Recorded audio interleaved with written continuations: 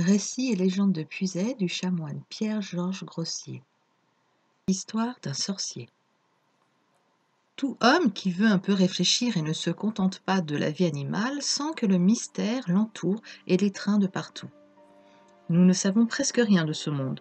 Les progrès de la science nous ont ouvert des perspectives infinies en tout ordre de choses et nous ont révélé mieux que jamais notre ignorance. La Terre est mystérieuse dans ses éléments, dans son origine et dans ses destins. Le ciel, peuplé d'astres innombrables et énigmatiques, l'est plus encore. En ce qui nous concerne de près, par quelle puissance, sous quelle loi, vers quelle fin sont dirigées nos courtes destinées d'ici-bas? Ces problèmes sont naturels, innés et sont à l'honneur de l'intelligence humaine. La philosophie y répond un peu. Seule, la religion y répond tout à fait. Aussi, les âmes qui n'ont ni les lumières de la philosophie ni celles de la religion sont acculées à tuer en elles la plus haute vie de l'esprit, ou bien à la nourrir des illusions creuses et malfaisantes de la superstition. Ne riez pas trop pourtant de nos vieilles superstitions. Vous les adeptes du spiritisme, vous les maçons aux rites ténébreux, vous les clients des devins et des dévots des fétiches. Les sorciers modernes ont pris des noms nouveaux. Ils valent les anciens, ils exploitent en parasites les tendances désaxées, mais naturelles, de l'esprit humain qui voudrait éclairer le mystère des choses, entrer en relation avec un monde invisible et surtout se concilier les puissances occultes de l'univers. La Puisaye, déjà habitée à l'âge de la pierre polie, est une vieille terre celtique et gauloise où le paganisme a longtemps dominé les âmes. C'est une région humide et brumeuse, aux forêts profondes, aux végétations épaisses, où les puissances de l'ombre et du mystère semblent rôder partout. Aussi a-t-elle toujours été l'asile de la superstition dans la mesure où elle n'a pas été celui de la foi. Les guérisseurs, les jeteurs de sorts, les promeneurs de loups, les empicasseurs, les dépicasseurs ont toujours existé et toujours trouvé créance auprès des esprits sans foi qui, ne croyant pas en Dieu, sont prêts à croire au diable. Parmi les sorciers du passé, presque tous anonymes ou peu connus, il y en est un qui eut une grande notoriété et dont l'histoire mérite d'être racontée avec quelques détails. Pèlerin Billard est né à Moutier vers 1820. À la fois paresseux et intelligent, il n'apprit ni à lire ni à écrire, mais devint très vite habile dans l'art de tromper son prochain.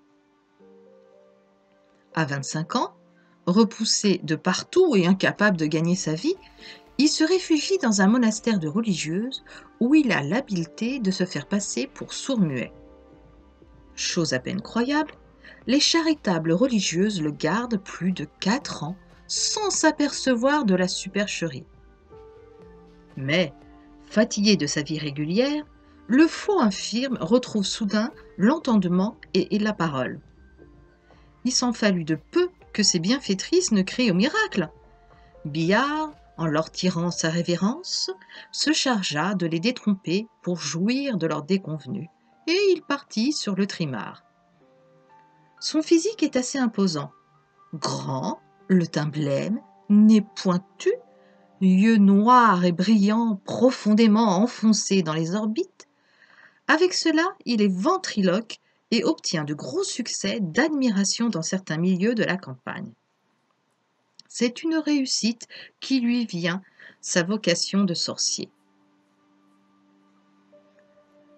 Billard, alors, s'installe aux Gâtines du Chéneau, dans une maison isolée, au milieu d'un endroit désert et d'accès difficile, comme il convient à un sorcier, suivant les expressions du président du tribunal d'Auxerre, avec qui il aura affaire en 1862. De là, il rayonne dans toute la Puisaye, dans l'Yonne, la Nièvre et le Loiret.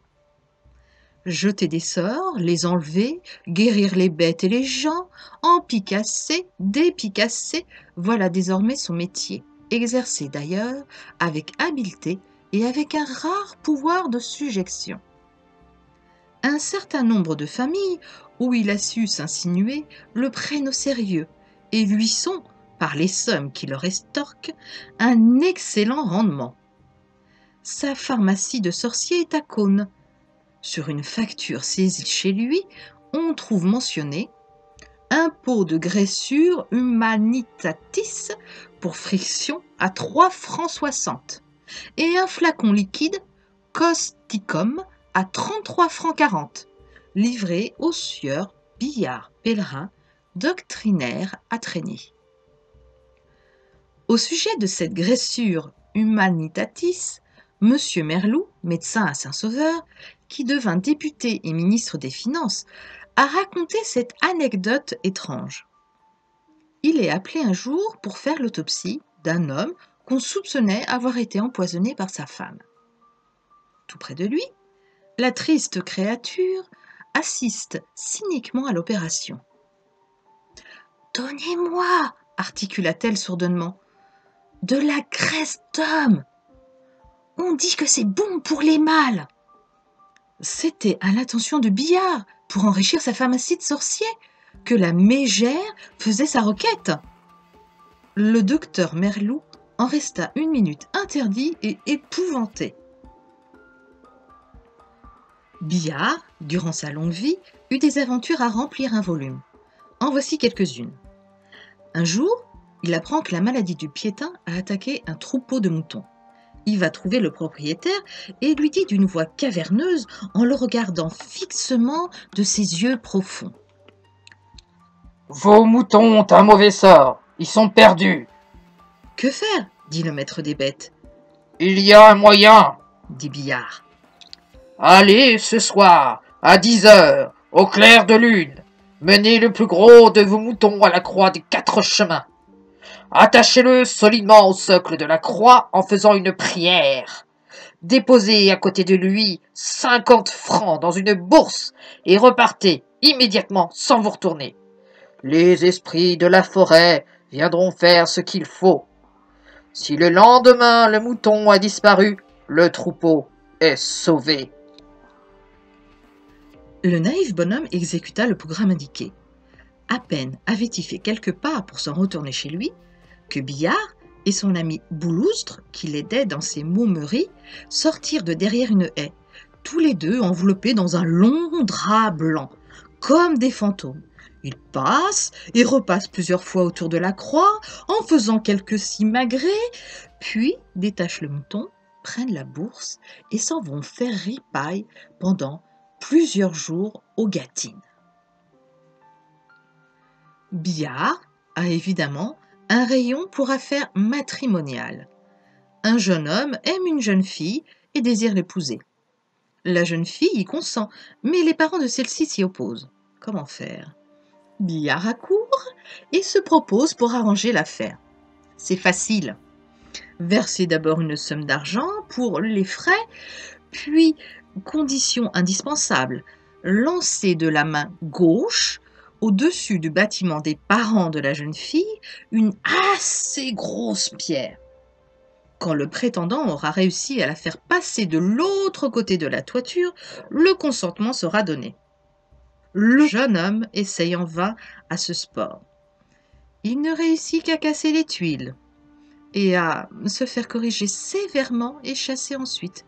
Le mariage est à l'eau. La réputation de Billard, elle, ne fait jamais naufrage. Il rejette les insuccès sur la maladresse de ses clients ou leur trop minime générosité. Une fois pourtant, il fit connaissance avec la justice pour une escroquerie et une mystification qui dépassaient la mesure. Il avait réussi à gagner la confiance d'une famille de cultivateurs et à faire croire aux parents que leurs enfants étaient promis aux plus hautes destinées. L'aîné devait devenir roi d'Acida. Le cadet serait prophète à Rome. La petite fille deviendrait duchesse. Pour réaliser tout cela, il fallait beaucoup d'argent que le sorcier était censé envoyer au pape, à l'archevêque et au curé doyen. Près de 1 000 francs plusieurs fois furent soutirés à ces naïfs paysans qui, dans la gêne, durent souvent emprunter. Billard sut, quelques années durant, cultiver leur foi grotesque en son pouvoir surnaturel. Ses moyens étaient simples: remèdes pour les maladies des gens et des bêtes, promesses merveilleuses, menaces terrifiantes. Le coquin était d'ailleurs habile. Une nuit, il vient détacher toutes les bêtes à cornes de l'étable, les excite à se battre, puis il réveille les maîtres. J'ai entendu de chez moi, à 2 kilomètres, vos vaches qui se cornaillent. Levez-vous vite les rattacher. Moi je vais faire une prière contre les mauvais esprits de la nuit qui ont fait ce vilain tour. Les pauvres gens, victimes du sorcier, finirent pourtant par se lasser. Ils portèrent plainte au tribunal d'Auxerre en 1862 et Billard, après des débats mouvementés et comiques, fut condamné à 100 francs d'amende, à 3 ans de prison et à 10 ans de privation de ses droits civils. Billard sortit de prison, reprit son métier, mais avec moins de succès. Il devint vite misérable et mendia son pain. On l'entendait encore, parfois, faire le ventriloque au repas des noces, ou par pitié, on lui donnait quelques restes. Sa mort, vers 1900, passa inaperçue. Il fut d'autres sorciers en Puisaye, mais plus sincères, plus discrets et aussi moins connus. Les charmeurs de mots, les barreurs, les guérisseurs de toute espèce ne se comptent pas chez les chrétiens mal informés qui veulent se concilier les puissances invisibles du monde. Voici une recette entre beaucoup d'autres. Voulez-vous traverser au printemps sans dommage les bois et les prairies de Puisaye où les serpents abondent? Il vous suffira de jeter sur une vipère, par exemple, une poignée de terre en prononçant ces paroles sacrées. Tu marcheras sur l'aspic et le basilic, et tu fouleras aux pieds le lion et le dragon. La vilaine bête s'arrête sans mouvement, et vous pouvez facilement la tuer. Je vous remercie de votre écoute. À bientôt.